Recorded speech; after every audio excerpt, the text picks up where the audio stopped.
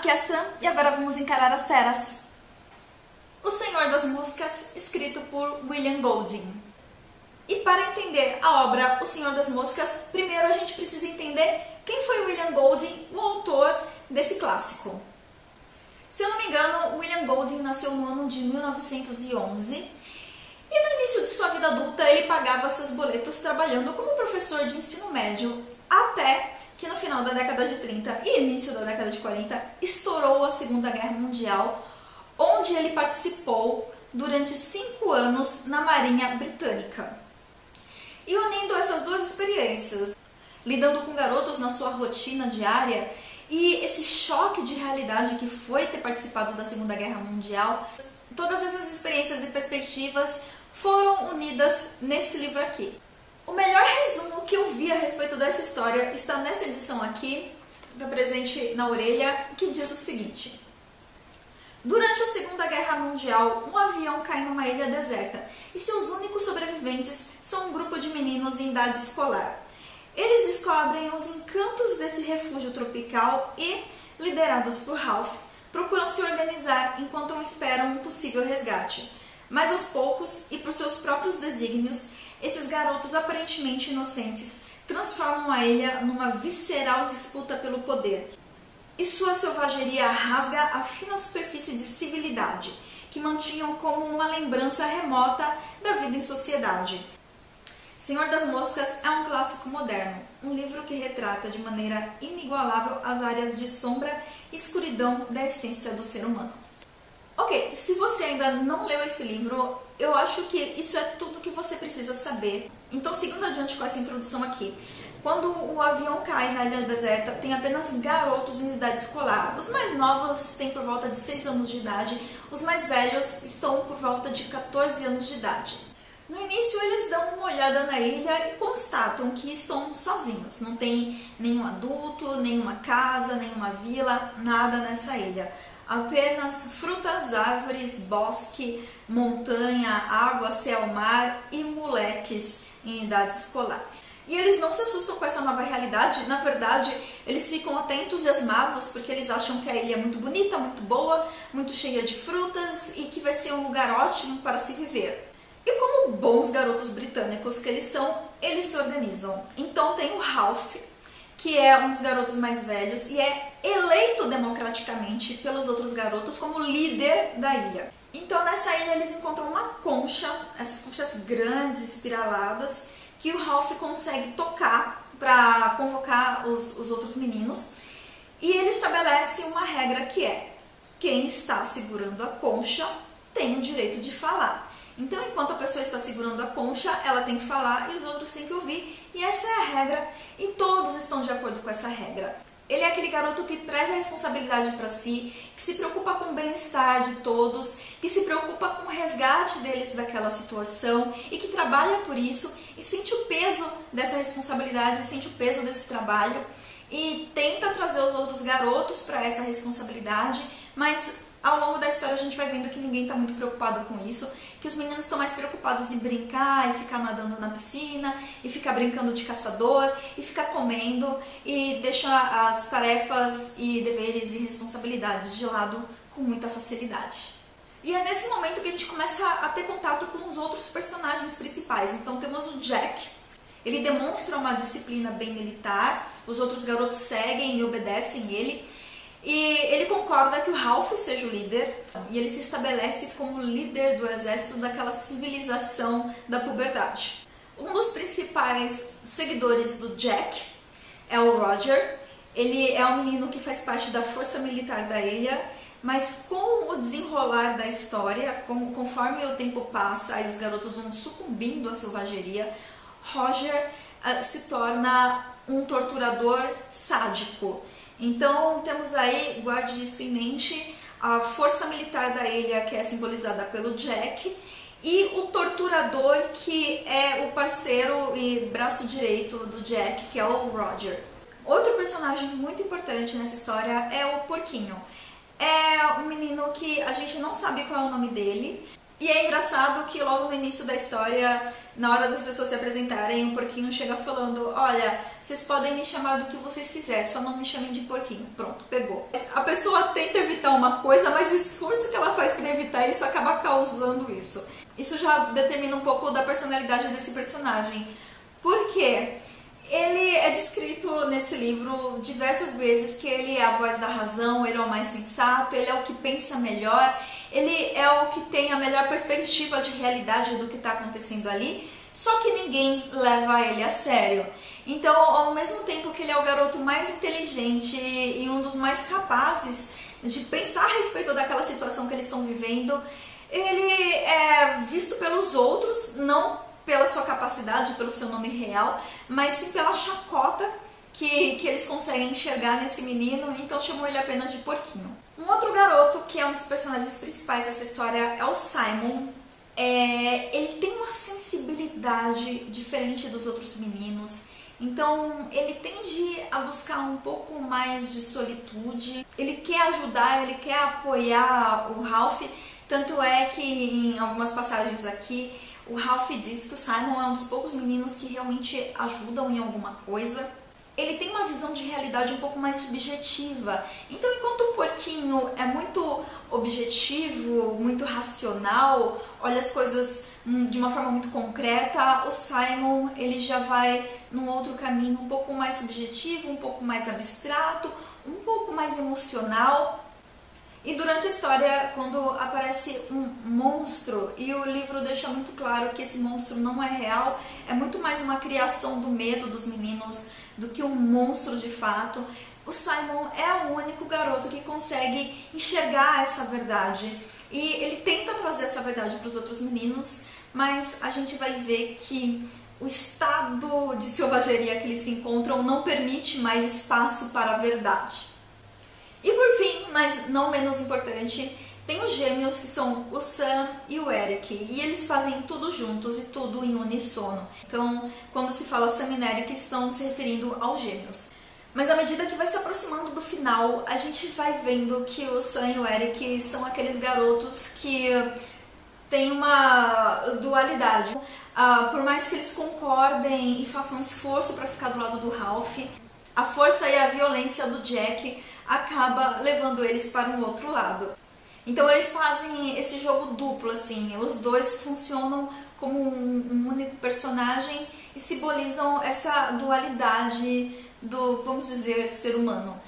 E se você ainda não leu esse livro, eu acho que esse é o momento de parar de ver esse vídeo por aqui, porque a partir daqui eu vou começar a analisar algumas interpretações que eu fiz a partir dessa história. E vai ter spoilers, ou coisas que podem ser consideradas spoilers, incluindo um comentário a respeito do final. Então, se você não quer spoiler de nenhuma forma, pare por aqui, me dê um joinha se gostou desse conteúdo, se inscreve no canal e vamos seguir em frente com as minhas impressões a respeito desse livro.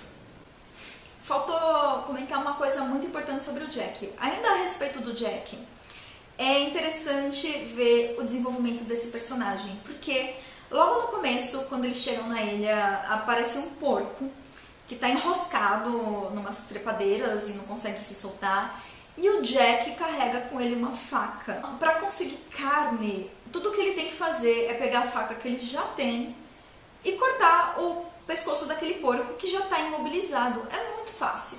Então o Jack se aproxima com a faca, mas não consegue matar o porco, porque ele ainda é um garoto muito preso à civilidade da criação dele. Porém, com o passar da história, né, com o passar do tempo, ele vai ficando obcecado com essa ideia de caçar, ele vai ficando obcecado com essa ideia de matar. E ele é o garoto que acaba conduzindo a selvageria que vai tomando conta desses meninos nessa ilha. Então, no início, ele tem essa dificuldade porque ele ainda está muito preso a essa civilidade da qual ele vem, mas ao longo do livro ele é o primeiro a se libertar dessas amarras, dessas regras sociais de convivência, e ele começa a matar com muita facilidade e aos poucos ele vai tomando gosto pela coisa, e a obsessão dele passa a ser a selvageria e conduzir outros garotos nesse mesmo caminho. Eu fiquei muito impressionada com essa história. É um livro muito curto, tem poucas páginas, é uma leitura muito rápida e ela flui com muita facilidade. E no início Você acha que vai levar um tempo até se desenrolar essa questão dos garotos serem dominados pela selvageria, mas a forma como o autor faz essa transição é bem orgânica. A gente entende isso, a gente entende o quanto esses meninos vão se esquecendo da civilidade e vão se voltando cada vez mais com muita facilidade para a irracionalidade, para a violência.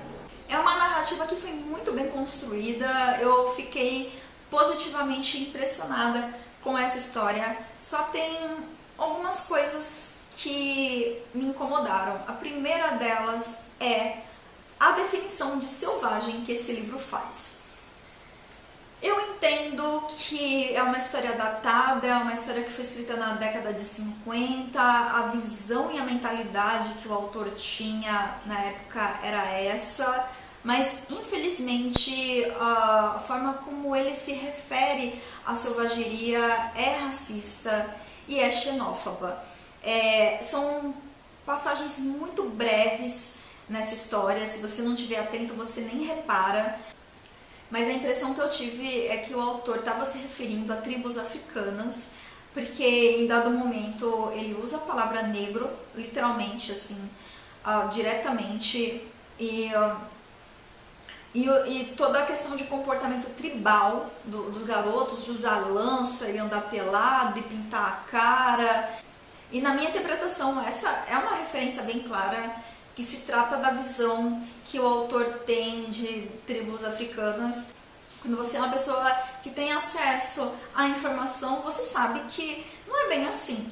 Mesmo indígenas brasileiros ou indígenas australianos ou tribos africanas, existe uma civilidade, existe regra, não é tão selvagem nem tão violento como é descrito o comportamento desses garotos nesse livro. Eu acho que essa selvageria realmente não tem nada a ver com sociedades mais primitivas. Eu acho que essa selvageria é a violência do homem branco britânico sendo selvagem e violento ao modo deles e usando essa máscara de primitivo, usando essa máscara de selvagem e para dizer que esse tipo de maldade remete muito mais a tribos e indígenas e nativos do que a um homem branco civilizado. Então isso é uma das coisas que me incomodou um pouco nessa história e é importante durante essa leitura ter essa consciência que se trata de uma coisa datada e se trata de um preconceito do próprio autor que acabou transparecendo nessa história.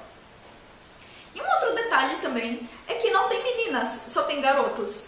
Embora não haja a presença de meninas, eu acho que se elas existissem, elas seriam alvos da violência e seriam provavelmente os primeiros alvos.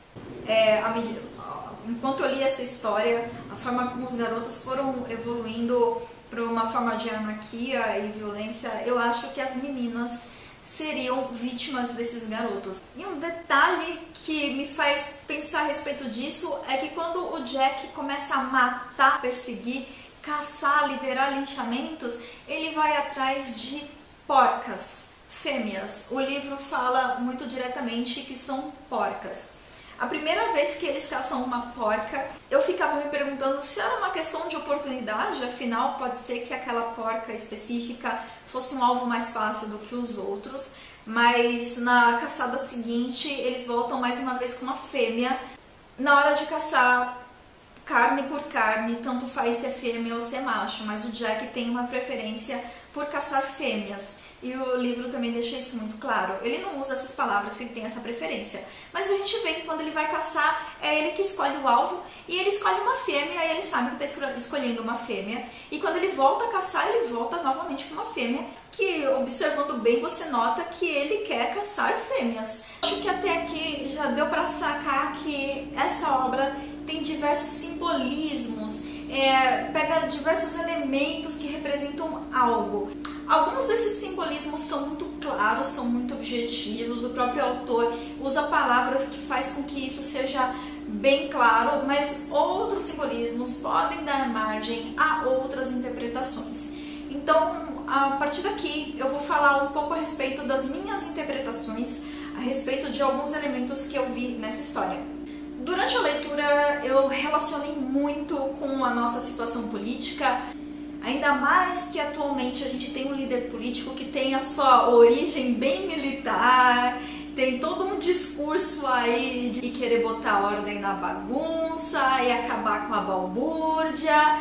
Só que a gente vai vendo que essa tentativa dele de colocar ordem acaba conduzindo a um certo caos, e ele tem essa coisa de ser associado a torturadores da ditadura, que nem essa relação do Jack com o Roger nessa história.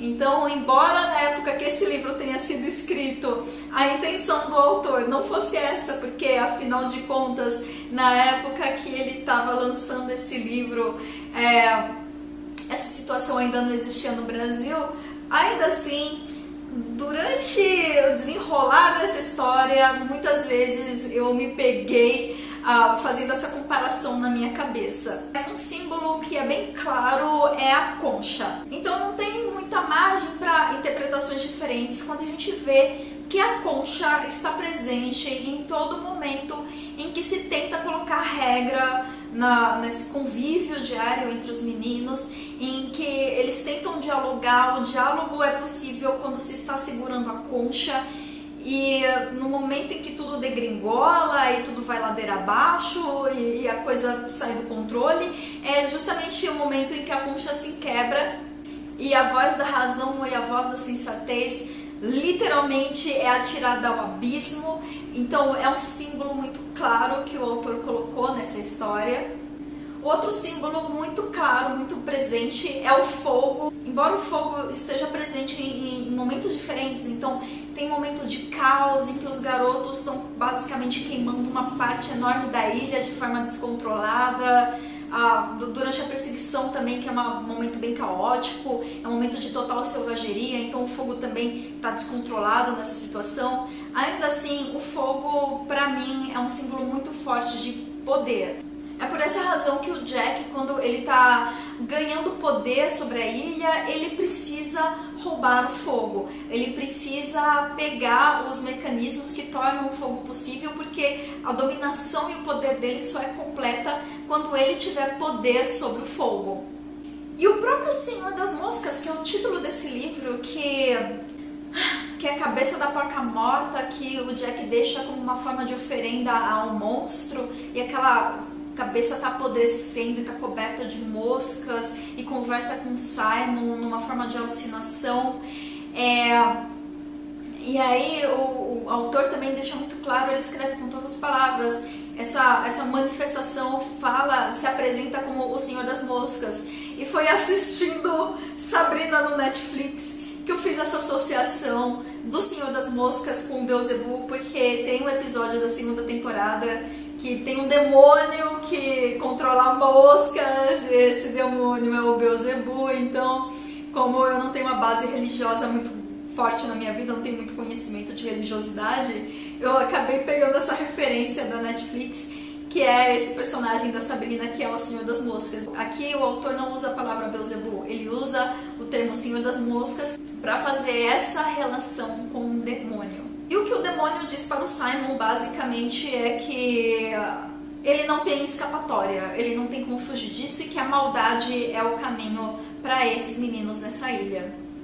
Que é toda a temática desse livro, que o autor carrega com ele, após vivenciar tudo que ele vivenciou na guerra, essa convicção de que o mal faz parte do ser humano, e que é muito fácil você romper essa civilidade que a gente construiu, e que decair para a violência e para a maldade é um caminho natural para qualquer pessoa.